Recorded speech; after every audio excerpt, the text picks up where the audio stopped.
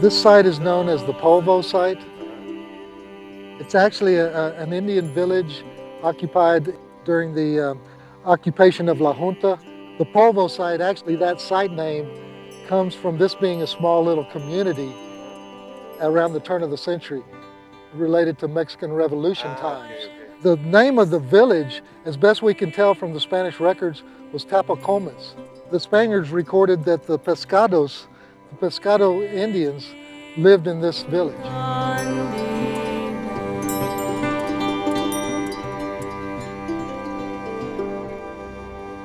J. Charles Kelly, the preeminent researcher in this area, did some excavations here. This was in 1948, and then he returned a year later, 1949, with the University of Texas Archaeological Field School. This is a protected site through that designation that goes through the Texas Historical Commission. Here we have midden deposits. These are trash deposits, but it's also, we can see from all the burned rock in here, this was a processing area. They're processing probably lechuguilla, sotol, cooking some of those geophytes underground in earth ovens. You find ceramic, you find stone. Lots of ceramics. There's also flint chips and artifacts around. Shells from the Pacific coast. They're trade items. I think they're trading this for that. And it may have been buffalo hides and buffalo meat. In our unit here, one interesting thing that we found a little Cupreus Cristo. We think there's a mission was founded here, probably in the 1715, 1716 time period. Trasvini Retus came through the area, but most likely the mission was established then.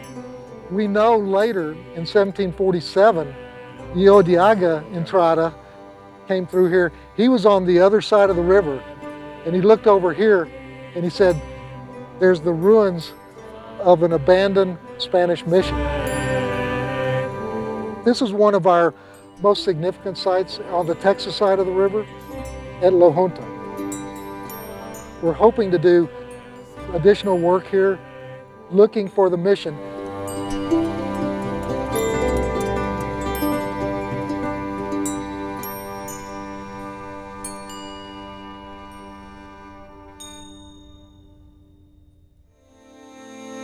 We don't know that much about the Mexican side of the river.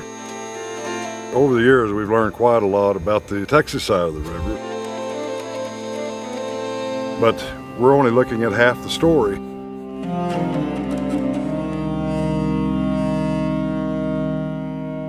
We really need to do an expanded program that takes in the Mexican side of the river and working with Mexican archaeologists and historians and ethno-historians to get a real grasp of the incredible history that is present in this area.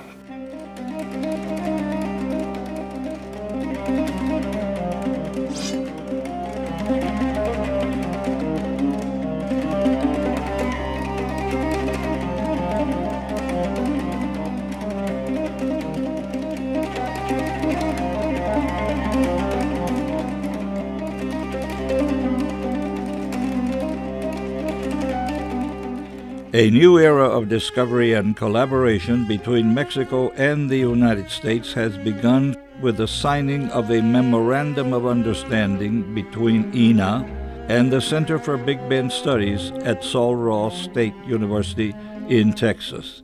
In October 2016, a meeting in Mexico City between CBBS and INAH representatives led to drafting of the Memorandum of Understanding to be signed here today.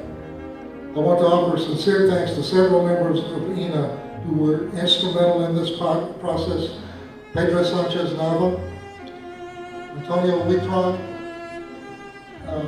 and Jose Aguilar. Thank you all very much. Also, I would like to extend thanks to Mr. Bill Millet, Director of Millet Films, who kind of was the liaison that brought all of us together. Without their support and behind the scenes, we would not be here today. Thank all of y'all. In closing, I think it is important for everyone to understand that the CBBS and INAH align very closely in our overall goals of investigating and preserving our shared heritage and disseminating that research as well.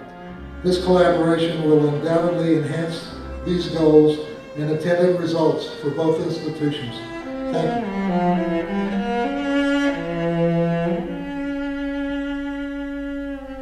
Through this Memorandum of Understanding between INAH and the Center for Big Bend Studies, the goal is to change the perspective of the Rio Grande area, where a border that divides two countries is, in reality, an area that will be culturally and historically significant for future generations to improve their understanding of the relationship between Mexico and the United States.